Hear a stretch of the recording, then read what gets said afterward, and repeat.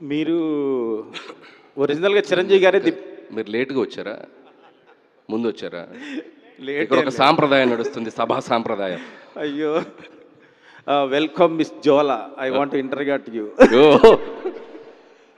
అది best. Yeah! Please interrogate చేయండి. Welcome Miss Jola. Yeah!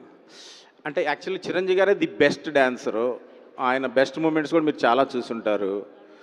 Plus మీరు కూడా డాన్స్‌లో చాలా గ్రిప్ ఉంది మీకు కూడా.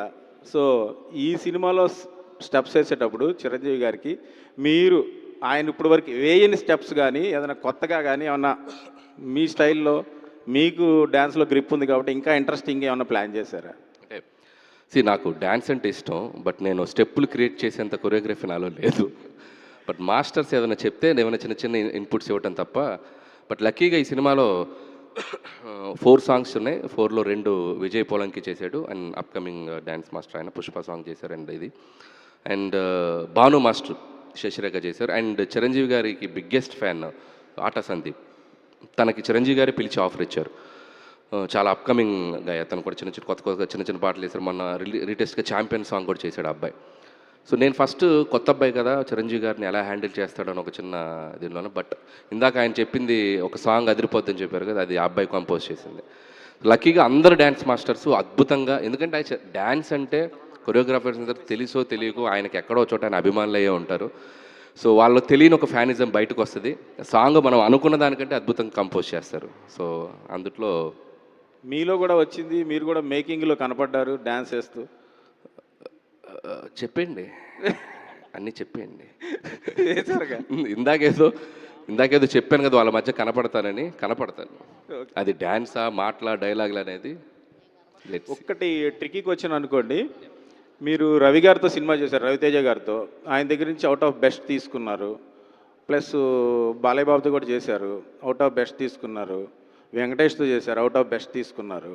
ఇప్పుడు చిరంజీవి గారితో కూడా చేస్తున్నారు. I think definitely we're hoping that best, the best. So మీరు ఎవరితో సినిమా చేస్తే వాళ్ళకి ఫ్యాన్ బాయ్గా మారిపోవడం, పరకాయ ప్రవేశం చేసేయడం, ఇది ఎలా సాధ్యమవుతుంది? మీరు చెప్పిన దాంట్లోనే ఆన్సర్ ఉంది. నేను ఏ సినిమా చేస్తానో ఆ సినిమాకి హానెస్ట్గా ఆ హీరోకి నేను భక్తుడిని అయిపోతాను. లేకపోతే నేను అంత 100% ఎఫర్ట్స్ పెట్టలేను. సో ఆ వైబ్లో ఉంటాను, వాళ్ళ సినిమాలు చూసి పెరిగొచ్చిన అని. సో వాళ్ళందరితో అండ్ దట్టు వాళ్ళతో నేను మింగిల్ అయ్యే ప్రాసెస్ కూడా చాలా డిఫరెంట్గా ఉంటుంది. చాలా ఫ్రెండ్లీగా వాళ్ళకి కంఫర్ట్ ఇస్తూ. సో తెలుసో తెలియకో వాళ్ళు చేయాల్సిన దానికంటే ఇంకొక 100% బెస్ట్ చేస్తారేమో నా feeling. Because of that vibe, వాళ్ళతో నేను ఉండే విధానం, నా బిహేవియర్ అవ్వచ్చు, ఇంకోటి అవ్వచ్చు, వాళ్ళకి నా మీద ఉండే ప్రేమ అది డబల్ అయ్యి అది వాళ్ళ యాక్టింగ్లో కూడా కనపడద్దని నేను నమ్ముతాను. అంటే వాళ్ళకి నేనేమి నేర్పేదేమి లేదు, వాళ్ళ దగ్గర ఉన్న బెస్టే నా దగ్గరకు వచ్చినప్పుడు ఇంకా బెస్ట్ అవుతుంది. So that's my congratulations, advance congratulation. Thank you అండి. అనిల్ గారు సార్ ఇక్కడ యా సార్, షౌకత్ అలీ ఖాన్ తప్పు నా వైపు ఉంది కాబట్టి తలంచుకెళ్తున్నాను, అదే నీ వైపు ఉంటే తలలో తీసుకెళ్ళేవాడిని. సరే, ఏది మ్యాచ్ చేస్తాం కొంచెం బాగుంది. అది ఇంకా ఎనర్జీకి చెప్తే అదిరిపోద్ది. చెప్పాలి సార్. చిరంజీవి చేస్తారా? గారు సార్, చిరంజీవి గారు సార్, చేస్తాను. డైలాగ్ కోసం చార్జ్ చేయవచ్చు సార్ ప్లీజ్. సార్, అందరూ అడిగేదే రెగ్యులర్గా కాకపోయినా అనిల్ రావుపూడికి ఎలా సాధ్యపడుతుంది? ఎందుకంటే ఎవరు ప్రమోషన్కి రాని నయనతారని ఎయిర్పోర్ట్ నుంచి కారులో తీసుకొస్తూ ప్రమోషన్ చేయించారు. మిగతా డైరెక్టర్లు అయితే చాలా బాధపడుతున్నారు సార్. ఇంత ప్రమోషన్ ఎలా కుదురుతుంది, అనిల్కి ఎలా ఇస్తారు అని ఎలా కుదురుతుంది సార్? వాళ్ళకి ఏం చెప్తారు వాళ్ళకి? అలాగే చిరంజీవి గారిని సిటీ బస్ ఎక్కించారు, అది ఎలా సాధ్యపడుతుంది, ఎలా చెప్తారు, ఎలా కన్విన్స్? అంటే సో నేను ఫస్ట్ చాలామంది అడిగారు నయనతార ఎలా ఒప్పుకుందంటే నా టైం బాగుండి ఒప్పుకుంది అంతే. సో నేను చెప్పిన టైం బాగుంది, గ్రహ బలాలు బాగున్నాయి, ఒప్పేసుకుంది. సో అదొకటి. అది కాక కాన్సెప్ట్ అమ్మాయికి బాగా నచ్చింది. సో అది అయింది. ఇకపోతే చిరంజీవి గారు గుర్రాన్ని ఎక్కించాం, గుర్రం పట్టుకున్నారు ఆయన, స్కూల్ బస్ అంటే సాంగ్లో ఒక ఫ్లాష్ బ్యాక్లో వచ్చే పాట ఇది. అంటే ఒక ఫ్లాష్ బ్యాక్ అంటే పెద్దది కాదు, ఎలా వీళ్ళిద్దరు కలిశారు అనే ఒక చెప్పే కథలో వచ్చే ఒక బ్యూటిఫుల్ సాంగ్. సో ఒక 8-10 years బ్యాక్ కథ కాబట్టి ఆయన కొద్దిగా ఆ టైంలో ఆ జోన్లో చూపించాలని చెప్పి వాళ్ళిద్దరు ఎలా వాళ్ళ మధ్య జర్నీ జరిగింది అనేది ట్రై చేశాను. సార్, చిరంజీవి గారి టైమింగ్ అద్భుతంగా ఉంటుంది, అలాగే వెంకటేష్ గారి టైమింగ్ కూడా అద్భుతం. వాళ్ళిద్దరం టైమింగ్ని మ్యాచ్ చేసినప్పుడు ఎలా ఉంటుంది సార్? ఆ సీన్ తీసేటప్పుడు ఒక డైరెక్టర్గా మామూలుగా ఎంజాయ్ చేయరు, వాళ్ళిద్దరు టైమింగ్ మ్యాచ్ చేసేటప్పుడు ఎలా అనిపించింది సార్? నేనైతే థియేటర్లో రాబోయే రియాక్షన్ నేను అక్కడ ఉండి లైవ్లో చూసాన్న ఫీలింగ్ వచ్చింది.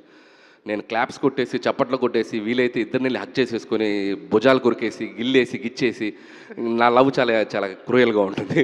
సో వెళ్ళిపోయి ఆ ఇద్దరిని పట్టేసుకొని అంటే తెలియని స్పేస్ ఉంటుంది. చిరంజీవి నేను వెంకటేష్ గారి దగ్గర ఎంత ఫ్రెండ్లీగా మూవ్ అవ్వగలిగానో చిరంజీవి గారి దగ్గర కూడా అంతే ఫ్రెండ్లీగా ఆయన నిజంగా అనిపిస్తుంది. అంత పెద్ద లెజెండరీ స్టార్ మెగాస్టార్ ఆయన మనకి అంత కోఆపరేటివ్గా అంత ఫ్రెండ్లీగా కలిసిపోయి ఏదో ఫ్రెండ్లీ స్పేస్లో ఉండటం అనేది నేను చాలా షాకింగ్ అనిపించింది. సో ఆ వైబ్ నేను ఎప్పటికీ మర్చిపోలేను.